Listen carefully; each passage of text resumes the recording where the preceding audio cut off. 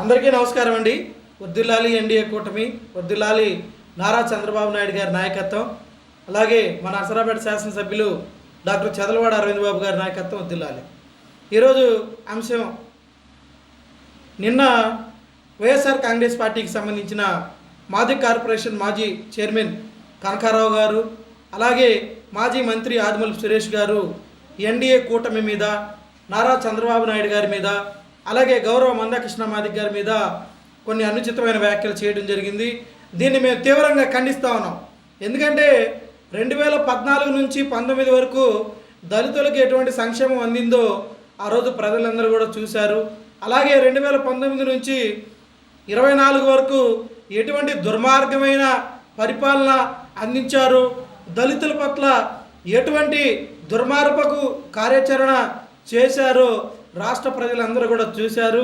చూడబట్టే మరి 2024లో మరి 175 సీట్లకు గాను 164 సీట్లు ఇచ్చి ఈరోజు మిమ్మల్ని ప్రతిపక్షం కూడా లేకుండా 11 సీట్లతో ఇంట్లో కూర్చోబెట్టినటువంటి పరిస్థితి మీరు గమనించాలని, అలాగే గౌరవ నారా చంద్రబాబు నాయుడు గారు రాష్ట్ర ముఖ్యమంత్రి వర్యులు నిన్న దళిత సంక్షేమం కోసం బడ్జెట్లో 7,555 కోట్ల రూపాయలు కేటాయించడం జరిగింది. అలాగే మరి ఏదైతే మేనిఫెస్టోలో పెట్టారో ఎస్సీ వర్గీకరణకు సంబంధించి మరి దాని మీద one man commission Rajan Ranjan Mishra గారి వన్ మ్యాన్ కమిషన్ వేయటం జరిగింది. ఉన్నటువంటి జిల్లాలన్నింటిలో కూడా ఎంపరికల్ డేటా తీసుకొని దాని ప్రకారంగా జిల్లాల వారీగా వర్గీకరణ అంశాన్ని కూడా ముందుకు తీసుకెళ్లాలని గౌరవ నారా చంద్రబాబు నాయుడు గారు పలు నిర్ణయాలను తీసుకోవటం జరిగింది.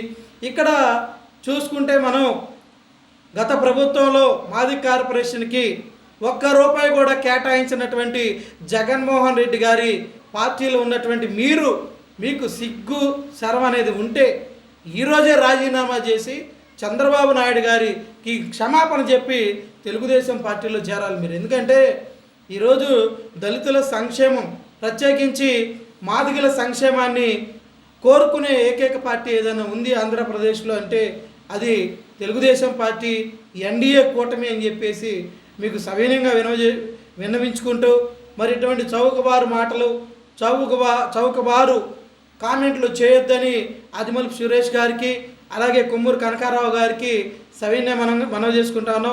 అయ్యా కొమ్మూరు కనకారావు గారు, గత 5 ఏళ్ళు మీరు మాది కార్పొరేషన్ చైర్మన్గా కొనసాగారు. ఏ ఒక్క దళితుడికైనా, ఏ ఒక్క దళితురాలికైనా ₹1 మీరు లోన్ ఇచ్చారా?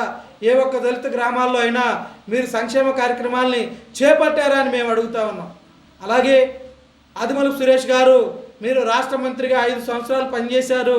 ఒక దళితుడిగా ఉండి మీరు ఎంతమంది దళితులు చావులకి మరి కారణమైనటువంటి జగన్మోహన్ రెడ్డి గారిని ప్రశ్నించారు?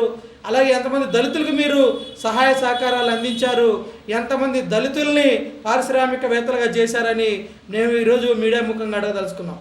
ఎందుకంటే అభివృద్ధి అంటే చంద్రబాబు నాయుడు గారు, సంక్షేమం అంటే చంద్రబాబు నాయుడు గారు.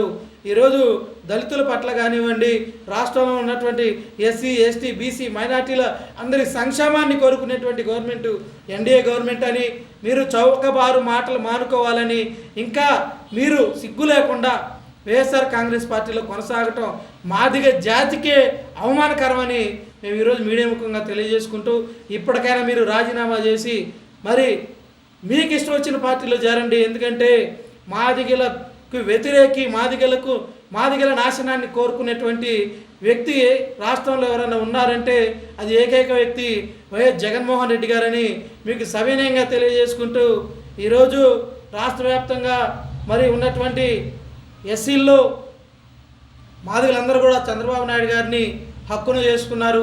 ఆయన కూడా మాదిగలందరినీ కూడా హక్కును చేర్చుకుని ఈరోజు ముందుకు నడిపిస్తున్నటువంటి విషయాన్ని అందరూ కూడా మరి గమనిస్తూ ఉన్నారనేటువంటి విషయాన్ని మీరు గుర్తుంచుకోవాలి. కాబట్టి ఈ విషయాన్ని మీరు మరొకసారి రిపీట్ చేయొద్దని దయచేసి మీ జగన్మోహన్ రెడ్డి గారికి మరి ఇప్పటికైనా జ్ఞానోదయం కలిగించేలాగా మీరు ఆయనకి హితబోధ చేయాలని కోరుకుంటూ, మీ గడ్డిపర్తి రమేష్ బాబు, డాక్టర్ చదలవాడ వ్యవసాయ పల్నాడు జిల్లా ఎస్ఎంసీ చైర్మన్